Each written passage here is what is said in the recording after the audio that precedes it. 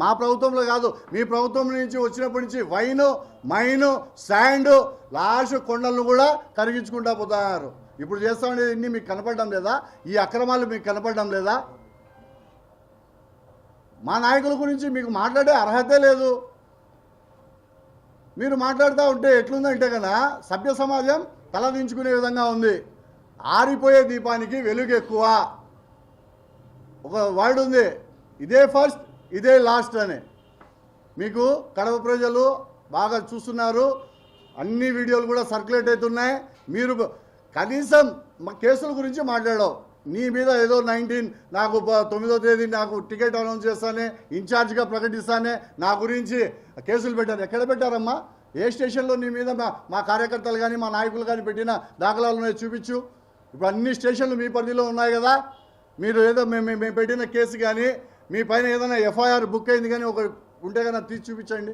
మేము ఓపెన్గా అడుగుతున్నాం మిమ్మల్ని. సంస్కృతి మీది.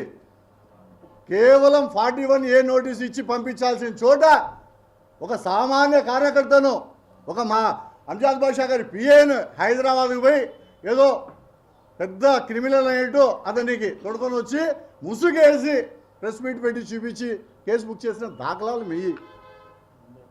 మీ పార్టీ కార్యకర్తలపైన దాడులు చేయించుకునే సంస్కృతి మీది.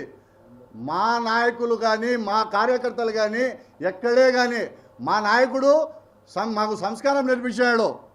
మా మాజీ ముఖ్యమంత్రి వైఎస్ జగన్మోహన్ రెడ్డి గారు అదే సంస్కృతిని మా నాయకులు అంజాద్ బాషా గారు అయితేనేమి, మా మేయర్ సురేష్ బాబు గారు అయితేనేమి, మా ఎంపీ అవినాష్ రెడ్డి గారు అయితేనేమి, మా జిల్లా అధ్యక్షులు రవీంద్రనాథ్ రెడ్డి గారు అయితేనేమి అదే సంస్కృతిని ఫాలో అవుతున్నారు. మాకు కూడా వచ్చు, మాకు కూడా నోరు ఉంది, కానీ మాకు సంస్కారం అనే ఒక ఇది ఉంది.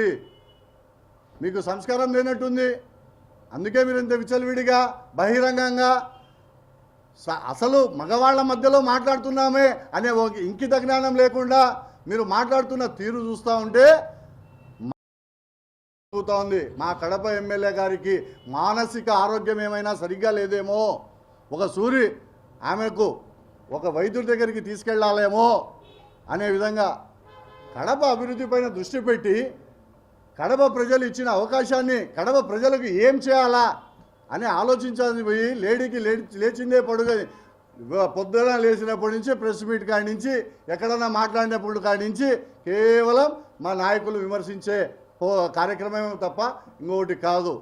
అదే చెప్పాను కదా ఇంతకుముందు, ఆరిపోయే దీపానికి వెలుగు ఎక్కువ.